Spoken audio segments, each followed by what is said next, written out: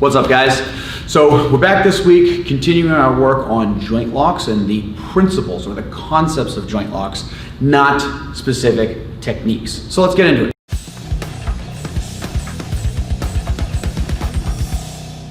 All right, so we're working this week. We've moved up the chain to shoulder locks. We started with elbows, single action hinge joint manipulation, moving down to wrists or gliding joints, and we're gonna go to shoulders. And shoulders are technically a ball and socket joint, but not really. Your hip is a true ball and socket. That's why you have circumlocation, which is all that rounding. You can move in all those directions, but it's fairly limited in terms of how a hip can move, where a shoulder has this enormous range of motion because it's a ball, okay? But the socket is not a hunk of bone like your hip is. The socket is a collection of bones and tendons and ligaments. So that's why shoulders are, who's woken up in the morning with a cranky shoulder from sleeping funny? And because of all that range of motion, you can sleep in weird, awkward directions and have all that range. It's also why as humans, we have the ability to manipulate our environment through our arms in such a unique and open fashion. So the cool thing about this is, believe it or not, it actually makes shoulder locks pretty easy. Now, getting there is part of the challenge. That's not something we're gonna go through today. This is principle, this is concept, this is ideas. At the end of the day, there were really only 2 shoulder locks. So, and they take place in all kinds of different formats and variations and spaces, and whatever name you want to attach to it. You know, the Japanese will call it one thing, the Americans will call it another thing, the Brazilians will call it something else. At the end of the day, guys, it's a bent arm shoulder lock, which from the Japanese is udigarami. That literally just means bent arm shoulder lock, okay, or arm lock. So, here are all your shoulder locks, ready? Either a 90-degree bend up, and you manipulate backwards past where the shoulder will go, or a 90-degree bend down and you manipulate backwards past where the shoulder will go.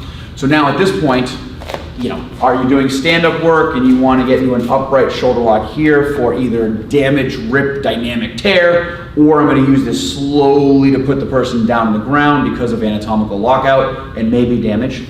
Are you on the ground grappling and you're over the top dived in, you know, the person's on top of you, so you have a udigarami or kimura, depending upon which style you prefer to train in. You're trying to manipulate and rip the shoulder up this way.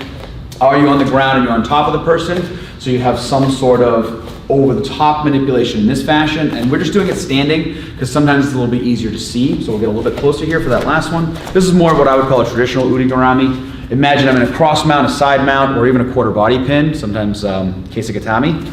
I've got the wrist, I've got a figure 4 in here, and I'm turning the shoulder backwards against where it wants to go. And you can't see on camera, but Allison's tapping on my back, and I'm stopping there.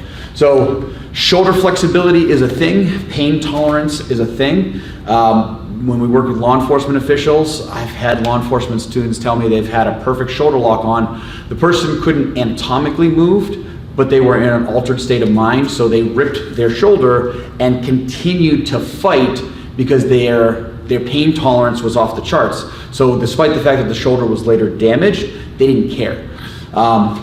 The good news is, in a lot of these cases, you can get a lot of shoulder manipulation and you can take that arm completely out of the fight, at least in terms of, you know, whether it be by damage or an anatomical lockout.